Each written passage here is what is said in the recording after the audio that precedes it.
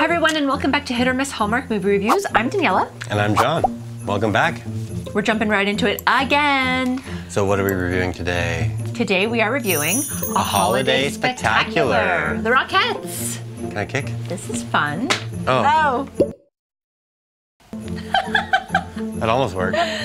So what's this one about?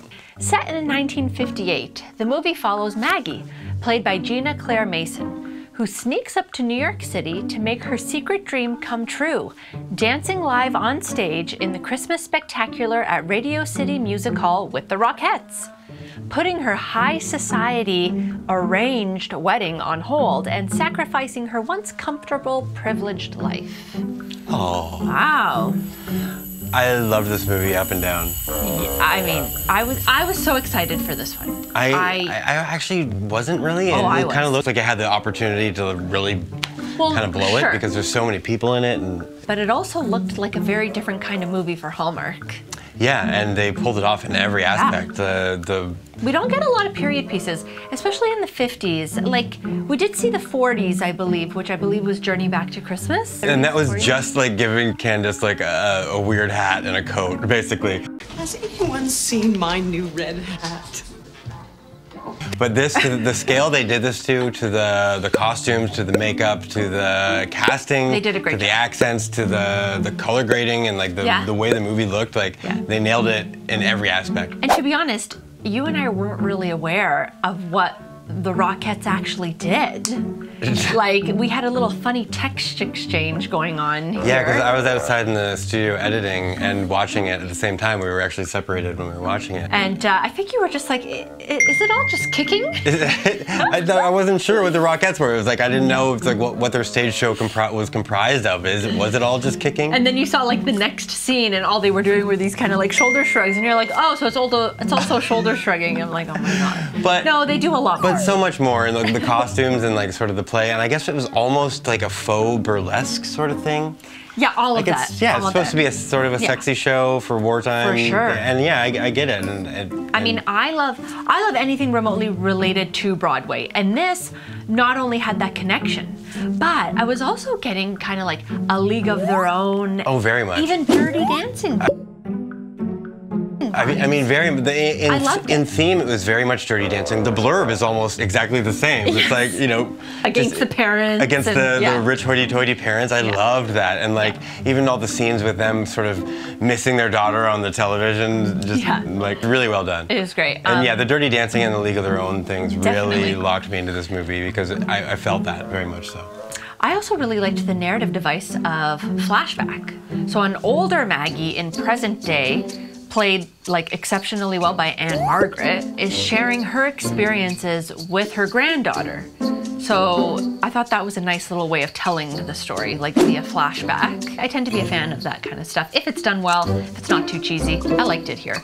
Another thing I really liked was, you know, most films we see, our leads are usually leaving some big city, some big corporate job, or just leaving some busy life behind to return to their small town, to start anew, a simpler kind of life. And here, it's like the exact opposite. So our leads follow their dreams to New York City. You know, the lives that they were supposed to settle into, like they're being replaced by their big dreams. Like, the big dream is what you're supposed to do. Like, leave everything else behind, leave home behind, and go for that crazy big dream. Yeah, I mean, I thought that was cool. That's definitely not a new theme. It just kind of, it was kind of fresh seeing it in the 50s in a different light. You don't see it quite often, though. Usually it's the other way around in Hallmark movies. Yeah, I guess so. Like, don't go for that crazy, big, amazing opportunity over there.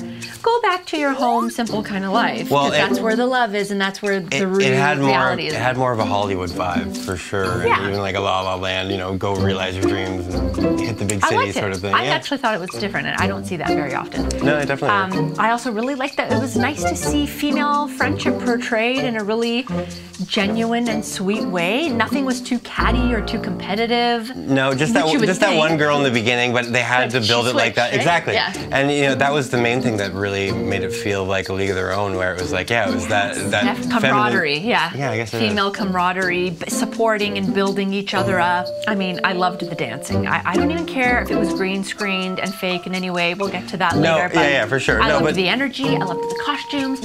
I loved New York City, and although this wasn't like, you know, beat you over the head with Christmas, I still felt very festive and cozy and... Yeah, you know why? like, because New York in winter is just Christmas regardless. And you show Radio City, like I've been there. Isn't the tree right there as well? Yeah, Rockefeller Center is so there. Like New York during this time is just very Christmassy, so you can't help but feel it. Yeah, as soon as I saw even that logo, I felt like Christmas. I don't know why. It's kind of weird. Yeah. So not only is Maggie kind of defying her parents' wishes and, you know, trying to carve out a life for herself, she also is finding love along the way while she's doing that.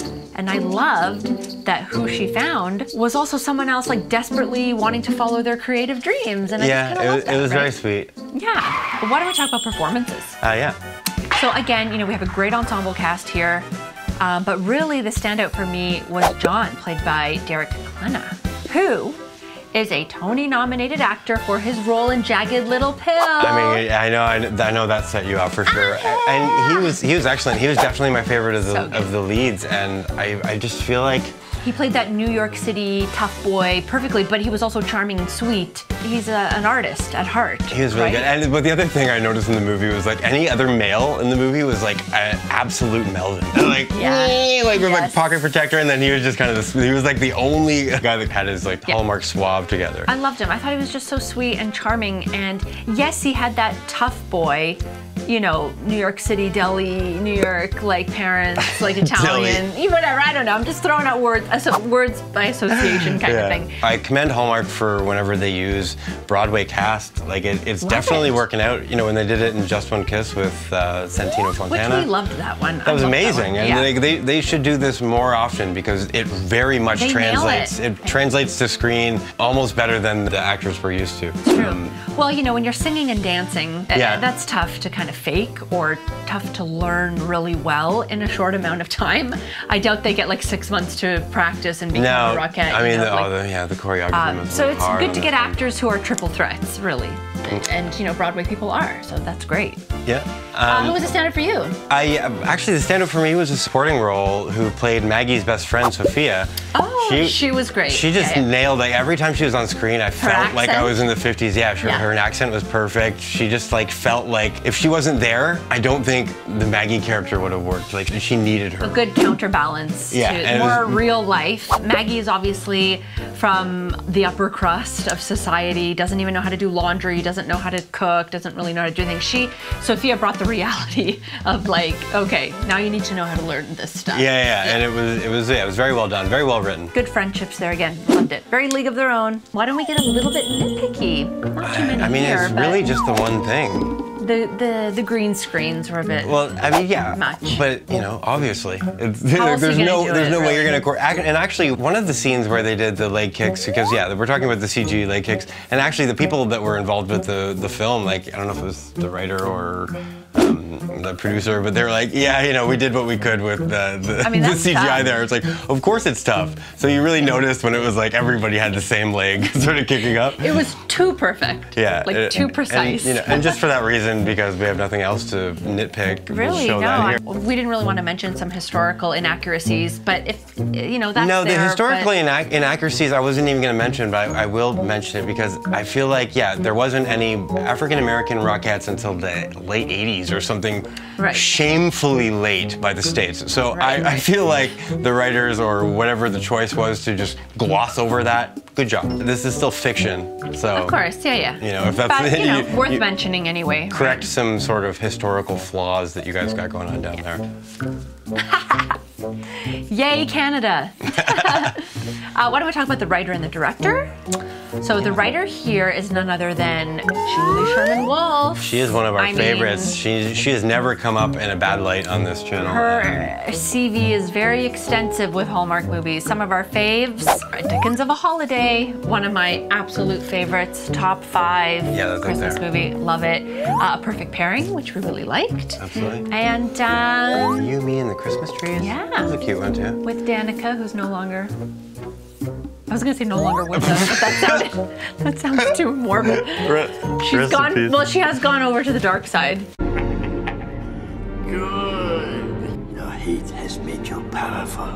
Well, there's my only reference to Star Wars. I don't even know. That's a good shot. Yeah. And she also has Hanukkah on Rye coming up in a Really couple looking weeks. forward to that. That's actually the last. I find it really weird that the Hallmark scheduled like the Hanukkah one as like the last Christmas It's movie. one I of guess the does it last make sense? ones. I'm not sure. I don't know. I think it actually is the last one. I always love the Hanukkah ones. So Me too. they're pretty good. I look forward to it. You actually tweeted her, didn't you, during the movie? Oh yeah, I was saying I was shocked that she got such character depth with such a cast. Like, you know, there was a lot of roles in this movie. And yeah, a lot of them were sort of bit parts and dancers that have a few lines, but they managed to sort of build a story behind everybody. So well done. Very good story building, very good world building, character building. I felt transported. I really did feel transported in New York in the 50s at Christmas time. Really liked this one. The director here is John Pooch. Pooch? Some other credits include You Had Me at Aloha, which is a Hallmark one. And then there's just a bunch of other TV credits like Cougar Town, Blackish, that kind of stuff. Oh, yeah. Yeah, so. Well done. So we don't have any predictions for this week. Predictions will start again next week. Yeah, we're gonna retally our list. Way too much see where we're at. Caught up on, my God. Yeah, but bring up the Christmas meter. Christmas meter. See how this one did Christmasly. Actually, no, I guess it's not Christmasly. You know, it wasn't over the top Christmas, but that doesn't necessarily mean we didn't enjoy it. Obviously, we enjoyed it. Oh, for sure. No, this is one of the best of the season, for sure. Definitely. I'm going to give a holiday spectacular 11 Pipers Piping. Ba-bam. Pretty high. And I'm also going to give a holiday spectacular 11 Pipers Piping. Nice. Great score. We loved it. Yeah. Yeah. Why don't we get to our Christmas checklist? Yeah, I can preface this right away saying this one did not hit a lot of those. No, it didn't. It was a completely different movie. But that's there wasn't a lot to do. Christmas confusion. I mean, I would say Yes, I have a yes here. Yeah. It falls into the category. Pretending to be someone you're not. Yeah. That kind of thing. A Christmas party. Yes. Yes. Character with a holiday name. No. Reference to decorating or picking out the perfect tree. Yes. Ice skating. No. No. Santa makes an appearance? I didn't notice a Santa. I did not notice a Santa either. I was waiting and I didn't notice. You know, Santa didn't come around until the 70s. That's true. That's not true. A character obsessed with Christmas. I don't think so. No. A hot Betty. Yes, although I'm not entirely sure where I saw it, so I'm mostly just assuming there is. I mean, they're walking around New York. They were at a diner. Yeah, how could they not have a coffee? Oh. Okay, let's just do it. A horse-drawn sleigh. Was there not? They should have had one. It's New York in the 50s. They should have had one. Are you sure there wasn't? I didn't see one. We might be wrong on that one. Maybe. Christmas in the title? Nah. Nope. Granted a Christmas wish? No. No. A snowball fight? Definitely not. No, snowballs also weren't invented until the 80s. Caroling? No. I mean, there was music and spectacle and all that. Spectacle. Christmas magic? No. I mean... Isn't everything Christmas magic, though? That's a gimme, no. No, okay, fine. A mistletoe kiss? No. So basic. And real snow? I'm gonna say yes for this. Yeah? I think I saw real snow on the streets of New York. They actually filmed this in New York. Yeah. And they probably have a lot of good winter New York B-roll that they could have pulled. Because I don't know if they actually shot in winter, I don't actually but remember. Yeah, we really enjoyed this one. All the way around. It had depth, it had singing, it had dancing, it had felt spectacle. real. It had heart, it had emotion. It had it all. It had conflict and drama. It was really great, really great. Well done, Hallmark, on this one. And it was different. It was just a different Hallmark movie altogether. Absolutely. Top 5 of the year for sure. Top 5 of the year, yeah. Well done.